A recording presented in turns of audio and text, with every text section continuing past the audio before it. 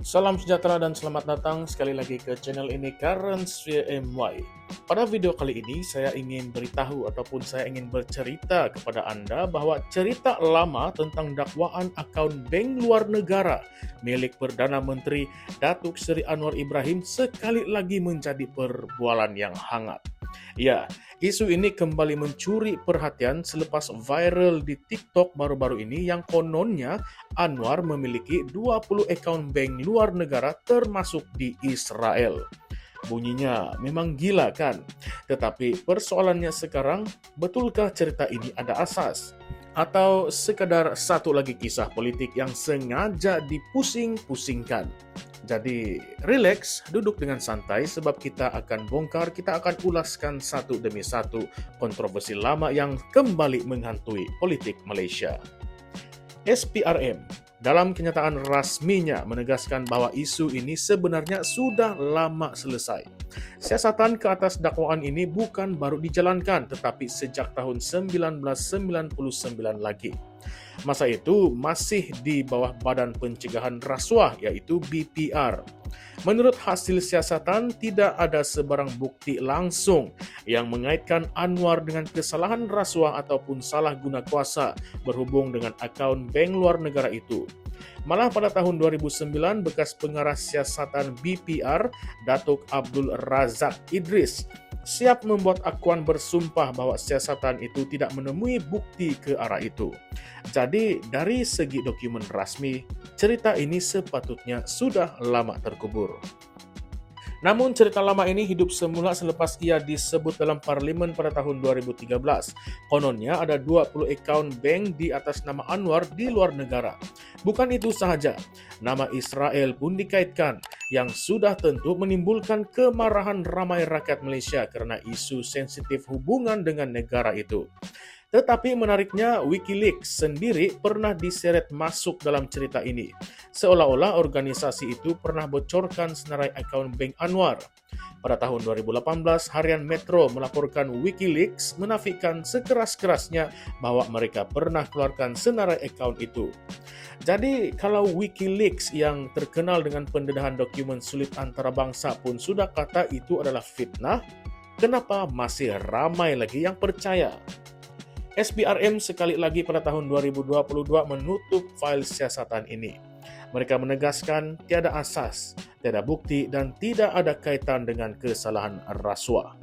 Tetapi peliknya cerita ini tetap muncul semula pada tahun 2023, 2024, dan terbaru ini pada tahun ini 2025. Seolah-olah ada pihak yang sengaja mahu ia terus diulang-ulang untuk menjatuhkan image Anwar, lebih-lebih lagi sekarang beliau adalah Perdana Menteri. Bayangkan, isu yang sudah lebih 20 tahun lalu masih juga dijadikan senjata politik. Ini menimbulkan persoalan yang besar. Adakah rakyat sebenarnya lebih suka percaya teori konspirasi berbanding dengan fakta siasatan rasmi? Kalau kita imbas kembali sejarah politik Anwar, ini bukan kali pertama beliau berdepan tuduhan yang besar. Dari era reformasi, penahanan tahun 1998 sehinggalah kes liwat yang berkali-kali turun naik mahkamah. Image Anwar memang sering dihentam dengan tuduhan yang mengejutkan. Jadi apabila muncul pula cerita akaun bank luar negara, ia hanya menambah bahan bakar kepada naratif negatif terhadap dirinya. Tapi apa yang membezakan kali ini, SPRM sudah jelas kata yang siasatan selesai dan tiada bukti. Malah kalau ada pun, bukankah Anwar sudah lama masuk penjara dan tidak mungkin semudah itu melepasi radar undang-undang negara?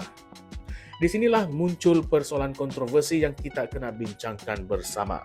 Adakah cerita akaun bank luar negara ini sebenarnya sebahagian daripada propaganda politik yang diulang untuk melemahkan keyakinan rakyat terhadap kepimpinan Anwar?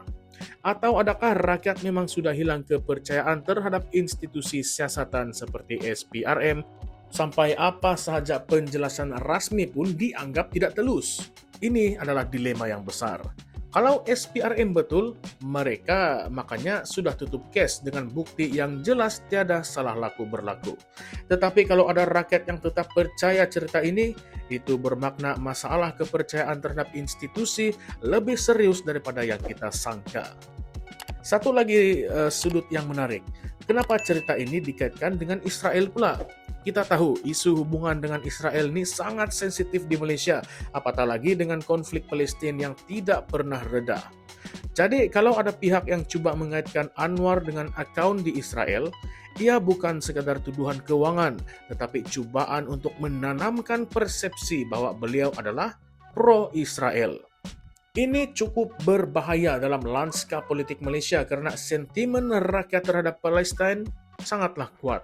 Tetapi sampai hari ini tidak ada sebarang bukti sahih yang menunjukkan Anwar ada kaitan dengan Israel, melainkan kabar angin politik yang terus dimainkan. Sekarang mari kita bangkitkan persoalan yang pastinya akan membuatkan ramai penonton, ramai kawan-kawan di luar sana tertanya-tanya. Jika benar SPRM sudah selesai siasatan sejak tahun 2022, kenapa isu ini tidak didedahkan secara besar-besaran kepada umum lebih awal?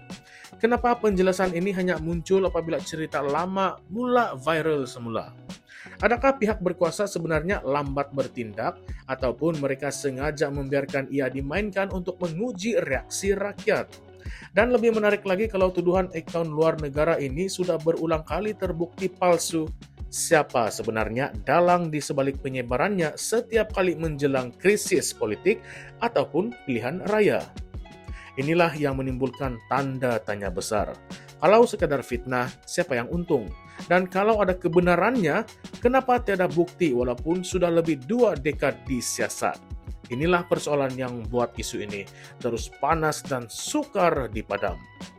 Jadi, saya mau lentarkan lagi kepada Anda semua yang menonton soalan, adakah Anda percaya bahwa isu akaun bank luar negara ini hanya satu fitnah politik yang diulang-ulang untuk melemahkan Anwar?